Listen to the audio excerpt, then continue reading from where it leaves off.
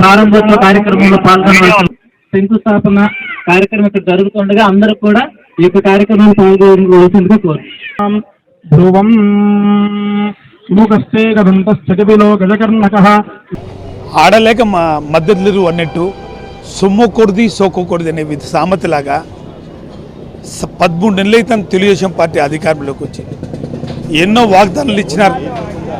మేమన్నీ నిధులు తీసుకొని వస్తాం, గుగ్గొంక 2 బ్రిడ్జిలు మా ప్రభుత్వంలో శాంక్షన్ చేసుకొని వస్తాం, ముందుగానే మేము శాంక్షన్ చేసినా అని మళ్ళీ శాంక్షన్ చేసుకొని వస్తాం, త్వరగా 1 సంవత్సరం లోపల కంప్లీట్ చేస్తాం, ఒకవేళ రాష్ట్ర ప్రభుత్వం నిధులు ఇస్తున్నా కానీ మా సొంత నిధులతో మేము కంప్లీట్ చేస్తాం, మాకు ఒక తూరి ఛాన్స్ ఇవ్వండి మహిళని అని చెప్పుకుంటూ ఎన్నికల్లో గెలిచిన తర్వాత 13 నెలలు అవుతుంది.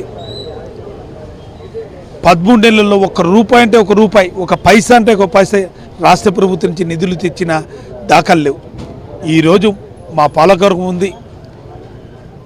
2014 నుంచి 2019 కూడా మేమే అధికారంలో ఉన్నాం. అప్పుడు తెలుగుదేశం పార్టీ అధికారంలో ఉన్నది. 2014 నుంచి 2019 వరకు కూడా రాష్ట్ర ప్రభుత్వం నుంచి 1 రూపాయి అంటే 1 రూపాయి నిధులు ఇచ్చిన దాఖలు లేవు. అప్పటికి కూడా చాలీచాలంగా మా కార్పొరేషన్ నిధులు ఉన్నా కానీ అంతే ఇంతో మాకు వచ్చే 14th ఫైనాన్స్ నిధుల ద్వారా మా కార్పొరేషన్ జనరల్ ఫండ్స్ ద్వారా అంతో ఇంతో అభివృద్ధి చేశాం తప్ప 2019 వరకు రాష్ట్ర ప్రభుత్వం నుంచి ఆ రోజు తెలుగుదేశం పార్టీ అధికారంలో ఉన్నప్పుడు 1 రూపాయి నిధులు వచ్చింది లేవు. 2019 నుంచి 2024 వరకు కూడా ఈ రాష్ట్రానికి దిశ మార్చే విధంగా మా నాయకుడు జగన్మోహన్ గారు ముఖ్యమంత్రిగా ఉన్నప్పుడు సంక్షేమ పథకాలతో పాటు అభివృద్ధి కార్యక్రమాలు ఎంతో చేసినాం. అదేవిధంగా కడప నగరానికి సొంత జిల్లా, తన పార్లమెంటు నియోజకవర్గము సొంత జిల్లా ఎంతో అభివృద్ధి చేయాలనే కార్యక్రమంతో జగన్మోహన్ గారు ఆ 2019 నుంచి 2024కు కడప నగరంలో 2400 కోట్ల రూపాయలు అభివృద్ధి కార్యక్రమం చేయడం జరిగింది. 13 ఏళ్ళైంది తెలుగుదేశం పార్టీ అధికారంలోకి వచ్చింది. కడప నగరం కార్పొరేషన్ వైఎస్ఆర్ కాంగ్రెస్ పార్టీ ఆధీనంలో ఉంది. ఏ దానికి నాగడ కార్పొరేషన్ జనరల్ బాడీ మీటింగ్లో అడ్డుపడడం, ఆ నిధుల్ని మా నిధులను కూడా కార్పొరేషన్ జనరల్ బాడీ మీటింగ్లో మేము ప్రపోజల్ చేసి ప్రజలకు ఇచ్చిన వాగ్దానాన్ని మేము చేసే విధంగా ఎక్కడ ఆ డివిజన్స్లో ఆ కార్పొరేటర్ ప్రతిపాదించినది మౌలిక సదుపాయాలు మేము కల్పించాలని ఆలోచన చేసినా కూడా జనరల్ బాడీ మీటింగ్లో కూడా అన్ని అడ్డుపడి తిరస్కరించే మార్గం చేసి ఆ మీటింగే జరగకుండా ఈ ప్రపోజల్ కాదు చేయకూడదు అనే నియంతలాగా వివరించి ప్రజలందరూ కూడా ఈ కడప నగరం మీటింగ్ జనరల్ బాడీ మీటింగ్ చూశారు. ప్రపోజల్ చేసే వర్క్స్ కూడా ప్రజలకు ఇచ్చిన మాట ప్రకారం మేము ప్రపోజల్ చేస్తే 12 కోట్ల రూపాయలు కూడా వర్క్స్ని డిఫాల్ట్ చేసి అవి 2000 నిధులు కానికుండా చేసే ప్రయత్నాలు కూడా జరిగినాయి. 15th ఫైనాన్స్ నిధులను కూడా మేము తెచ్చాం, మా రాష్ట్ర ప్రభుత్వం ఇచ్చింది, మా ప్రపోజల్ ద్వారా శాంక్షన్ అయినని ఆమె చెప్పుకోవడం అనేది ఒక హీనమైన చర్య. నిజంగా చెప్పుకుంటే 15th ఫైనాన్స్ అనేది కేంద్రం మాకు నిధులు ఇస్తే కార్పొరేషన్లో మేము జనరల్ బాడీలో తీర్మానం చేసేటివే శాంక్షన్ అవుతాయి. ఎవరు కానీ తీర్మానం చేసే శాంక్షన్ కావు. జనరల్ బాడీ మీటింగ్లో మేము తీర్మానం చేసి మేము ప్రపోజల్ చేసిన వర్క్సే శాంక్షన్ అవుతాయి. ఆ వర్క్స్ని ఈరోజు ఆమె శంకుస్థాపన చేయడం అనేది చాలా చర్య. కార్పొరేటర్ ఎవరు కానీ పిలిచలేదు. మేము చేయాల్సిన శంకుస్థాపనలు మా కార్పొరేటర్లు మేయర్గా ప్రథమ పౌరుని మేము చేయాల్సింది వాళ్ళ డివిజన్ ఇన్ఛార్జీలతో శాసనసభ్యురాలు ఆమె పాల్గొనడం, వాళ్ళ హస్బెండ్ పాలిటీ బ్యూరో సభ్యుడు శ్రీనివాసరెడ్డి పాల్గొనడం ప్రజలందరూ గమనించాలా. 1 సంవత్సరం అవుతుంది కడప కార్పొరేషన్కి రాష్ట్ర ప్రభుత్వం నుంచి 1 రూపాయి అంటే 1 రూపాయి, 1 పావలా అంటే పావలా తెచ్చిన దాఖలు లేవు. ఈరోజు మేము తెచ్చాం, ఈ నిధులు మాయి అని చెప్పుకుంటే గొప్పలు చెప్పుకునే పరిస్థితులు వాళ్ళు ఉన్నాయి. అంటే ఈ ప్రభుత్వంలో ఏమి కానీ చేయనటువంటి ప్రభుత్వం చంద్రబాబు నాయుడు కేవలం కళ్ళుబొల్లి మాటలు చెప్పి అధికారంలోకి వచ్చినాడు తప్ప రాష్ట్ర ప్రభుత్వంలో నుంచి ఏ నిధులు కేటాయించిన పాపాడు కూడా కేంద్ర ప్రభుత్వం 15th ఫైనాన్స్ ప్రతి కార్పొరేషన్ కావచ్చు, తర్వాత మున్సిపాలిటీలు కావచ్చు, అందరికీ పంపిస్తుంది. అవి ఎక్కడెక్కడ పెట్టాలనేది మేయర్ గారు తర్వాత కార్పొరేటర్లు కూర్చొని పాలకవర్గం అంతా నిర్ణయించిన తర్వాత పలానా ఏరియాలో పెట్టడం జరుగుతుంది. దాన్ని మేయర్ గారు తర్వాత ప్రజాప్రతినిధులు అందరూ కూడా పాల్గొని అవి ప్రారంభోత్సవం చేయాల్సిన అవసరం ఉంది. అట్లా జరగకపోవడం ఈ కమిషనర్ గారు తప్పిదమని స్పష్టంగా అర్థమవుతున్నది.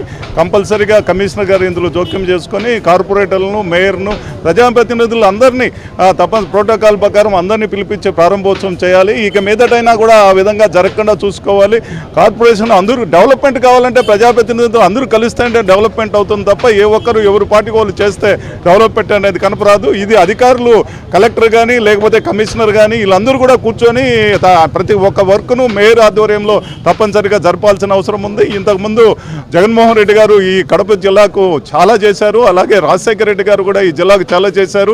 ఈరోజు డెవలప్మెంట్ కనిపిస్తున్నదంటే అది రాజశేఖర రెడ్డి హయాంలో, జగన్మోహన్ రెడ్డి హయాంలో మాత్రమే ఈ డెవలప్మెంట్ అంతా కనిపిస్తున్నది. ఇంత దుర్మార్గమైన పరిస్థితి మరి ఈరోజు ఈ రాష్ట్రంలోనే కాదు, ఈ నియోజకవర్గ స్థాయిలో కూడా మనం చూస్తున్నాం. మరీ ముఖ్యంగా కడప నగరంలో ఈరోజు ఏదైతే గెలిచిన శాసనసభ్యురాలు మరి మన కడప కార్పొరేషన్కి సంబంధించిన ఒక కమిషనర్, ఎంత దుర్మార్గంగా ఇద్దరు వ్యవహారాలు ఉన్నాయంటే, మన ఎమ్మెల్యే గారు ఆమె బంధువు అని చెప్పి కమిషనర్ని ఇక్కడ మున్సిపల్ కార్పొరేషన్ తీసుకురావడం జరిగింది. ఆయన వచ్చిన తర్వాత ఏ విధంగా ఉందంటే, ఎమ్మెల్యే గారు ఆడిన ఆట పాడిన పాట. ఆమె ఏం ఆడతాదో కమిషనర్ కూడా అదే ఆట ఆడతాడు, ఆమె ఏం పాడతాదో కమిషనర్ అదే పాట పాడతాడు.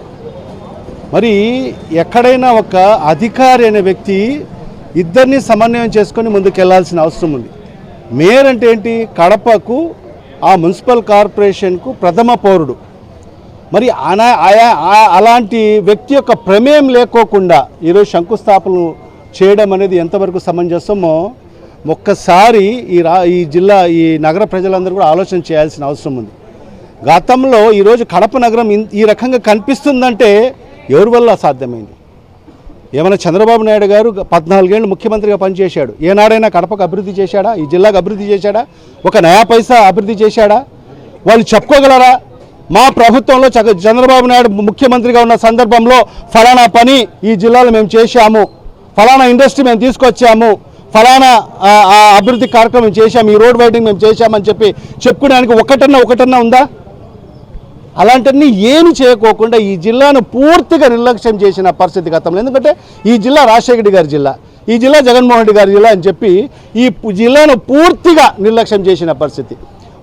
రాజశేఖర రెడ్డి గారు ఉన్న సందర్భంలోనే ఈ జిల్లా అభివృద్ధి జరిగింది, ఈ నగరం అభివృద్ధి జరిగింది. తర్వాత జగన్మోహన్ రెడ్డి గారు ముఖ్యమంత్రి అయిన తర్వాతనే ఈరోజు మనం ఇంత విశాలమైన రోడ్లు చూసామంటే, ఈరోజు ఎవరైనా మనం ఎప్పుడు కూడా ఊహించలేదు. మేము చిన్నప్పటి నుంచి వింటున్నాం గోకుల్ లాడ్జ్ ఆ రోడ్ వైడనింగ్ జరుగుతుందని.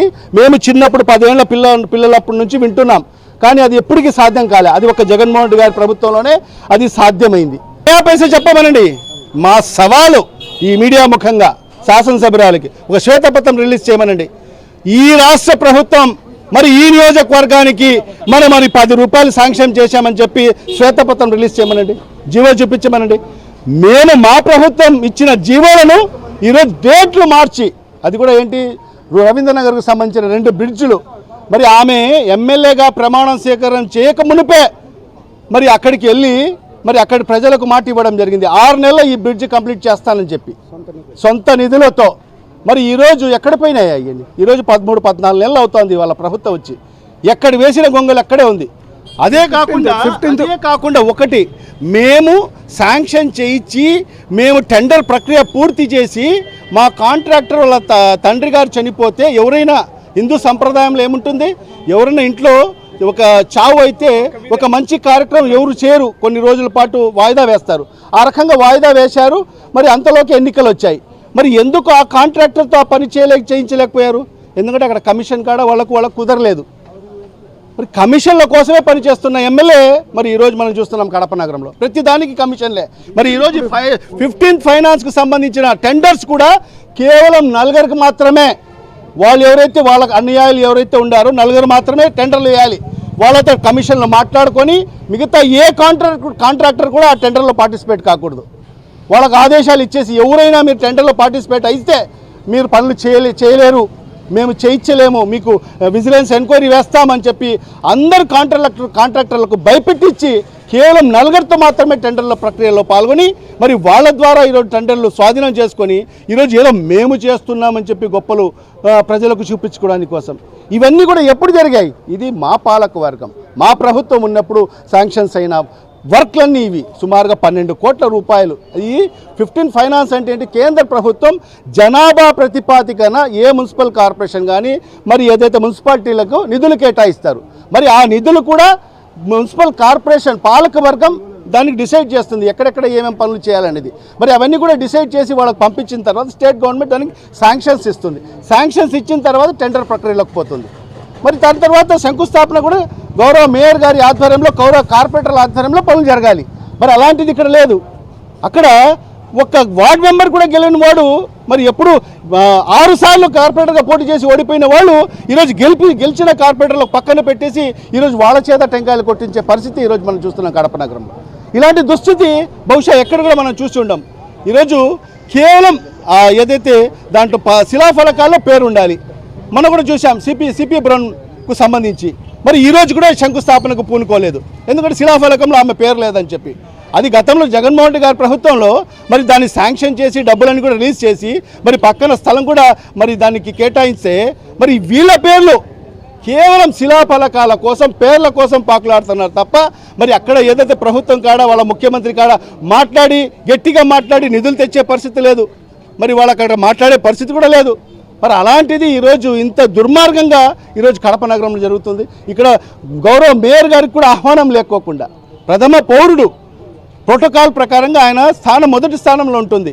మరి అలాంటి మేయర్ని కూడా ఆహ్వానం లేకోకుండా ఈరోజు ఈ కమిషనర్ ఈ రకంగా దుర్మార్గంగా వివరిస్తున్నారు. ఒకటే చెప్తున్నా, ఈ అధికారులకు చెప్తున్నా ఒకటే, ఖచ్చితంగా మా ప్రభుత్వం వస్తే ఈ అధికారులకు ఖచ్చితంగా ఏ రకంగా శిక్ష పడుతుందో వాళ్ళందరూ కూడా ఊహించుకోవాల్సిన అవసరం ఎంత